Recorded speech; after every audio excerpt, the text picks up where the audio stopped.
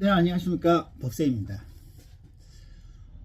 범죄가 재배되고 있고 그 재배자가 다름 아닌 국가기관이라는 사실을 혹시 아시나요? 우리 구독자님들은 이 수사기관이라고 생각하시면 이제 제가 생각하는 수사기관과는 좀 다를 수가 있습니다. 우선 저는 법대를 다녔고요. 법원에서 20년 이상 이제 법원 사건들을 다뤄봤고, 그리고 현재도 법조계에서 약 10년간 일을 하고 있습니다. 거의 30년 동안 하루도 거의 빠짐없이 수사기관을 상대했고요.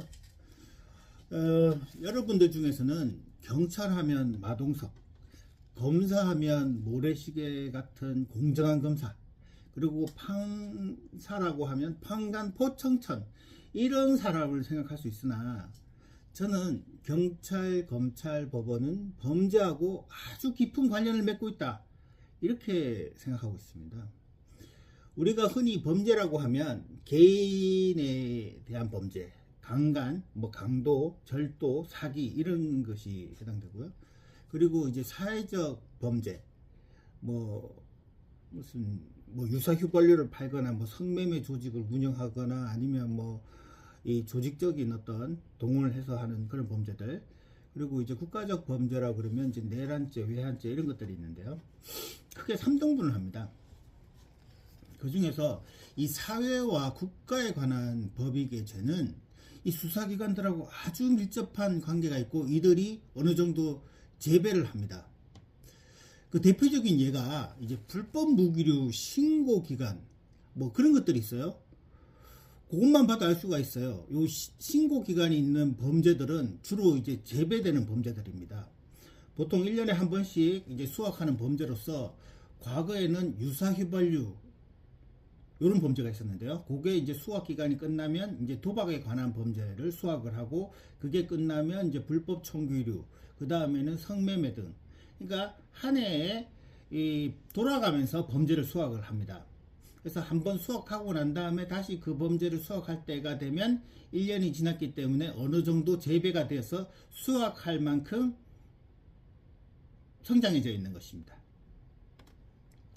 그래서 이 수사기관과 범죄와는 뗄래야 뗄 수 없는 아주 밀착 관계를 갖고 있습니다.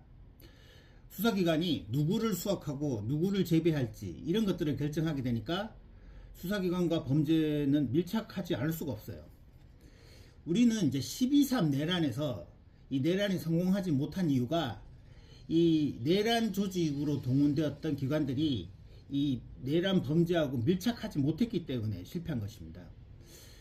윤 전 대통령은 취임하면서 이 방첩사, 사이버사, 이 정보원, 정보사 등을 이걸 통합해야 된다, 이런 주장을 했었는데, 그게 왜 그러냐면 과거에는 안기부나 기무사들이 쪼개져 가지고 이런 기관이 되었기 때문에 많은 이제 권한을 잃었고, 가지고 있는 권한조차도 분산되는 바람에 이런 조직을 가지고 내란을 벌이기는 힘들었습니다.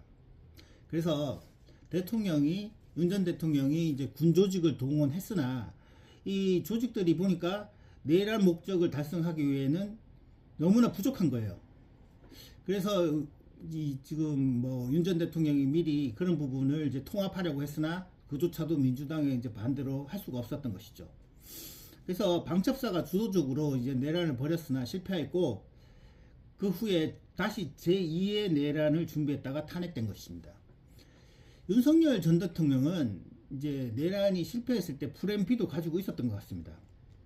플랜 B도 마찬가지로 국가적 법익의 범죄이고, 당연히 국가기관이 벌이는 범죄이고, 그 주역이 바로 조이대. 조이대는 이제 최초의 체포 목적인 정치인 이재명, 우원식, 한동훈이었는데, 이 중에서 이재명만을 타겟으로 해가지고 사법부를 범죄 조직으로 이용해서 범죄를 재배했던 것입니다. 조이대가 재판을 통해 가지고 이 이재명의 피선거권을 박탈하고 민주당의 대선 후보조차 내지 못하게 하는 제2의 내란을 실행했으나 국민의 거센 반발로 또 실패한 거죠. 그래서 지금 돌이켜보면 차라리 플랜 B를 먼저 가동시키면서 계엄의 거사를 치렀다면 계엄의 성공 확률이 더 높아지지 않을까 하는 평가를 해봅니다. 오늘 영상 여기까지고 다음에 더 좋은 영상을 뵙도록 하겠습니다. 감사합니다.